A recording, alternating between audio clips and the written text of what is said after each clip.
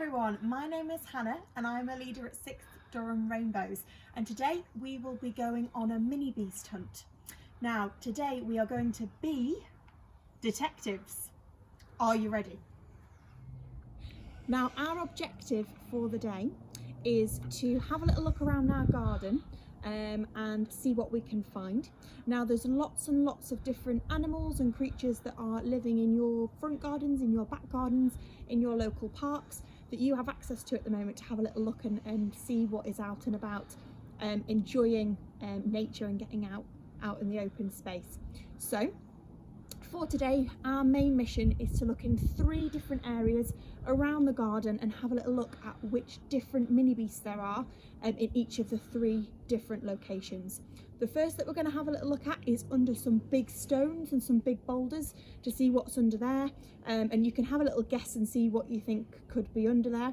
The second one that we're going to have a little look at is under the flower beds and having a little look around the flowers, and then the third one that we're going to have a little look at is around more of the rockery and more of the stone walled areas, just to see if there's anything a little bit different there too.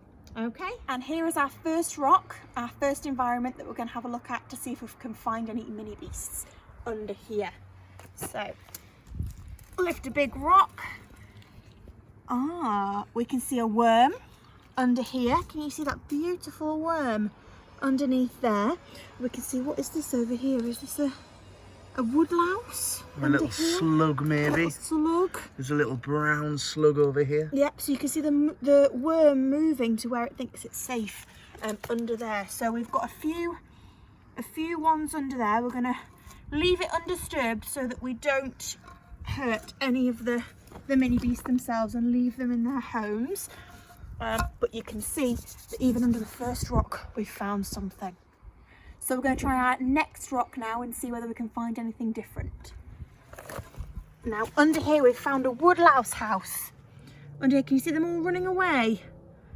Underneath here, so we can see that we've got a woodlouse house under here. We can see all the roots from the local plants and things that are living around this area. In here, so we have unfortunately disturbed that woodlouse little family. We've got a spider up here. Look, can you see the spider under there? There we go. So we've got a nice friendly spider over there who's currently running away from us at the moment, trying to find shelter. But we've got some woodlice and a spider. That's great. On to environment number 2. Okay, so we're now on to the second environment. We're going to have a little look through some of the flowers that we've got in here and some of the flower beds. Okay, so we're just going to start by having a little look. There's a little aphid on here. You can see crawling. There's a couple of aphids on this plant. Can you see those? Over here, it's just hopped onto that one. Can you see that little fly? So we've got the little flies in there that are hopping around. Yeah, you can see those little flies.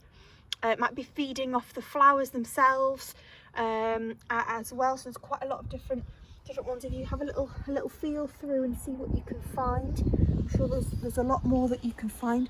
Oh wow, there's a bumblebee. There's a bumblebee over there in the flowers.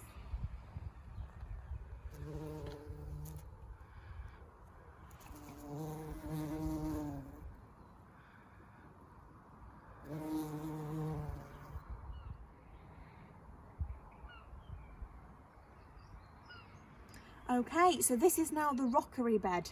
Okay, so we've got different flowers that you can see that have grown over the rocks, and they've kind of built themselves into the wall that we have here. Now you'll see different types of plants living on these sort of rocky mounds. We've got quite a lot of purple flowers that the bees seem to really like. We've got quite a lot of other foliage and plants as well. This beautiful one, for example, I don't know what it's called, but if you can find out for me, that would be wonderful. This one that we've got here. Now we have started to have a little look in between the rocks and things. We have found a woodlouse, which we will show you, but there's not as much stuff in here. It is quite an overcast day, so it might be because it's a little bit colder, so they might be in their shelters, but we have had a little look and we can't seem to see as much, but we'll have another little look in between the different rocks. Now we haven't disturbed as many. Oh, is that something under there? That is a snail, I think, a little snail clinging on to the rock. So you can see that we've got a tiny little snail that's currently living under there and has found a place in the rocks. So we have found something a little bit different in here. So we see anything different in there? We've got a woodlouse under there. I saw it crawl away.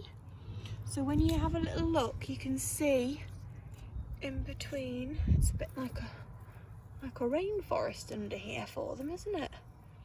But there's different kind of more mossy environment over here. So yeah, we've got the snail, which is wonderful, and the woodlouse. So we've found a couple of different mini beasts in this different garden environment. Oof, now that was hard work, wasn't it? Time to take the detective cap off and have a cup of tea. That hits the spot.